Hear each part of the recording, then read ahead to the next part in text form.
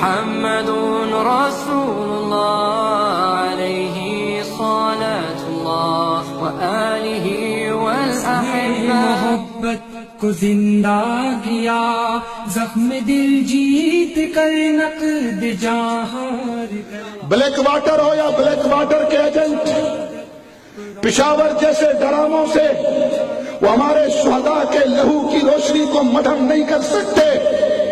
ہم نے کمزوروں پر نہ ہاتھ کبھی اٹھایا تھا، نہ اٹھایا ہے، نہ اٹھائیں گے۔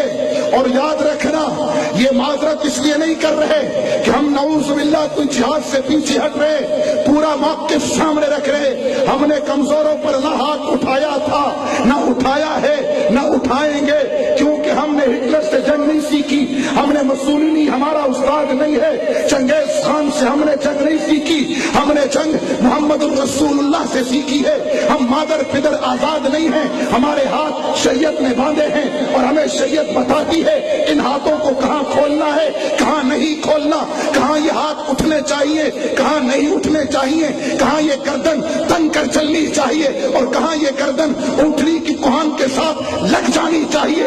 ہم اس نبی کے بارے سے جس نبی کا ایک طرف نعرہ تھا انا نبی الملاحم، انا نبی السیف، انا نبی السیف، انما بعثت بالسیف، جس نبی کا یہ قول تھا میں تلوار کے ساتھ بھیجا گیا ہوں، میں گھمسان کی جنگوں والا نبی ہوں۔ غلبہ اسلام تک ہم بھی گھمسان کی جنگوں والے ہیں، ہم بھی تلوار والے نبی کے تلوار والے امتی ہیں، ہم بھی مجاہد نبی کے مجاہد غلام ہیں۔ لیکن جب غلبہ اسلام ہو جاتا ہے، کفر مکے میں زیر ہو جاتا ہے، گردنیں جھک جاتی ہے۔ ہاں، میرے نبی نے اس غلبہ اسلام کی لڑائی میں کسی کمزور پر ہاتھ نہیں اٹھایا، اس لیے نبی مجاہد کے مجاہد غلام بھی کسی کمزور پر ہاتھ اٹھانا اپنی طاقت کی اور اپنے جہاد کی توہین سمجھتے ہیں۔ اور یہی نبی جب غلبہ اسلام ہو گیا تو مکہ کی سرزمین پر کھڑے ہو کر فرما رہے تھے الیوم یوم المرحمہ، میرے آقا نے فرمایا آج کا دن رحمت کا دن ہے۔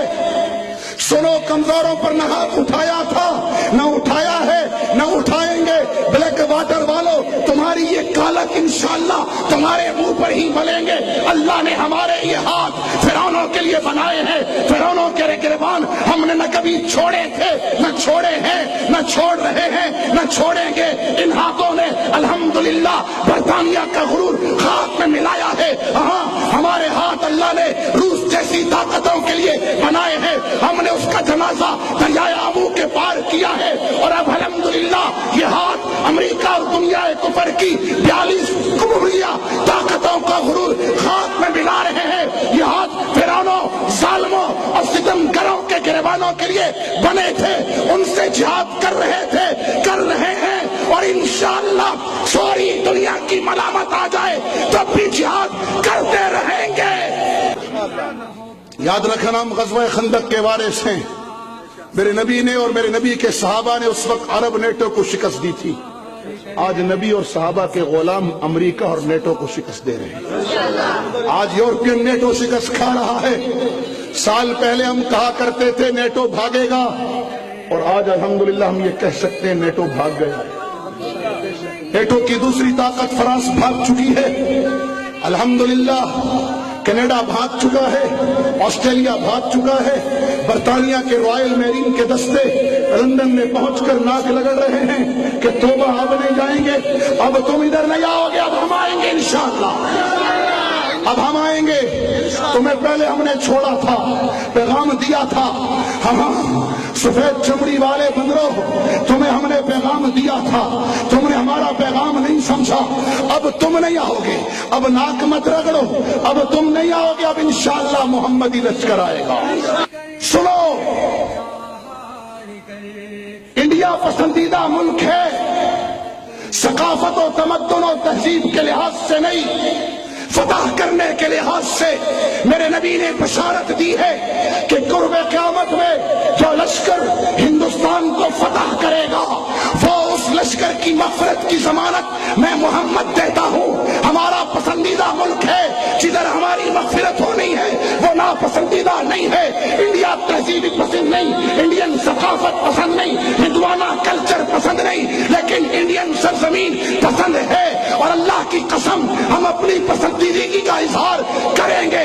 ٹاٹا کے ٹرک آئیں گے، صرف واگا بارڈر سے نہیں آئیں گے، ہر سندھ سے آئیں گے، راجستھان سے بھی آئیں گے، واگا سے بھی آئیں گے، سیالکوٹ سے بھی آئیں گے، ہاں ہر بارڈر سے آئیں گے، لیکن آلو پیاز ٹماٹر لے کر نہیں آئیں گے. میرے پاکستان کے تاجروں، میں جانتا ہوں تمہاری معیشت کمزور ہو چکی ہے. میرے نبی نے فرمایا میری روزی اللہ نے نیزے کی علی کے سائے کے نیچے رکھی ہے.